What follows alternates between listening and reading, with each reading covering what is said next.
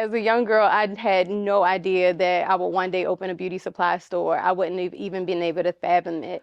And, you know, if I could go back and tell my younger self that one day you will own a beauty supply store, I think it would have blew my mind.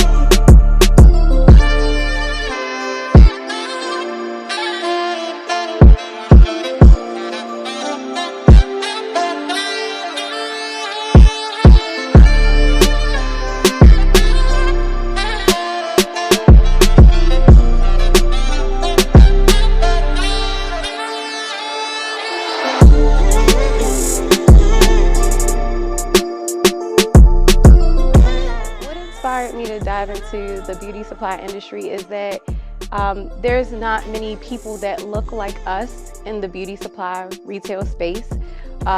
We are the main patrons of beauty supply stores, so you know it was a great idea to just open one.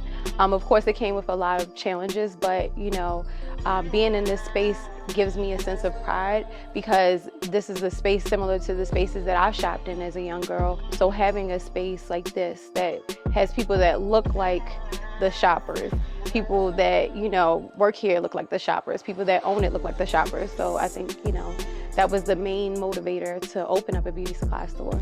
Some distributors have been great to work with, easy to work with, and then other distributors, there's a language barrier. Korean is their first language for most of the distributors, so having that language barrier, having to communicate with them and you know, aiming to get accounts, but having that barrier in place, language culturally has been a challenge.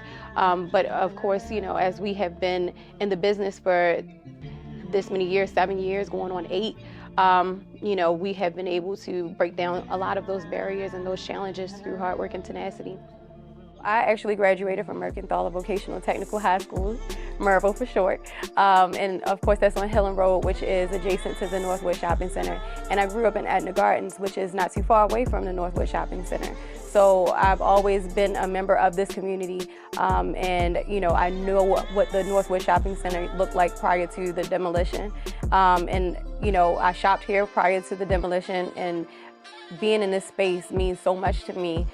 Just being as though I grew up in this neighborhood, went to school in this neighborhood, shopped in this neighborhood, and I never thought that I would ever own a space in this neighborhood. And me personally, like I've never, to my recollection, ever remember ever going into a beauty supply store before, ever in my life. So it was like, I'm an engineer by trade, so it's like it's a perfect balance because this is her wheelhouse. So you know, I got the systems running, and you know, she got everything else pretty much handled. But you know, the number one is always Madam C.J. Walker, and then you could do Annie Turnbull Malone, you know, her mentor. But the number one, it'll always stick out in everybody's mind, is Madam C.J. Walker. Getting on the road, self-made, during those times, fighting whatever issues were coming her way, and being successful, being like, you know, one of the first black millionaires, you know. So Madam C.J. Walker is always going to come to anyone's mind when you're talking beauty supplies, hair care, black history. She pops up first.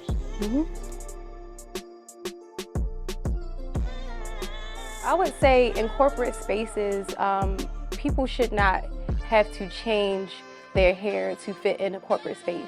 As African Americans, we value our hair. Our hair is a part of our expression. It's a part of our culture.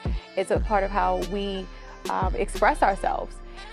So us having to be limited to styles that are quote unquote acceptable in the workplace, straightened hairstyles or hairstyles of a certain length or a certain color is completely unacceptable, honestly. When it comes to us and our hair expression, we should be allowed to wear our hair as long as we want to, as ethnic as if we want to. If we want to wear locks, we should be able to do that, braids, because it's a part of our culture, it's a part of who we are, and it doesn't have any bearing on our ability to function in the workplace, perform the jobs that are required of us or the skills that are required of us. It has no bearing on our educational background. It just is a part of our expression, it's a part of our culture, and it's a part of who we are. How we chose to start a beauty supply store. I actually attended the Power Networking Conference, which is the largest African American business conference in the United States. They had different workshops where entrepreneurs were explaining their business and how you could get started in that industry. I took 2 workshops away from there and actually signed up. One was opening up your own beauty supply store, and the other one was stock day trading. So from that point on, we pretty much just opened up the space. I always wanted to open up something in the community.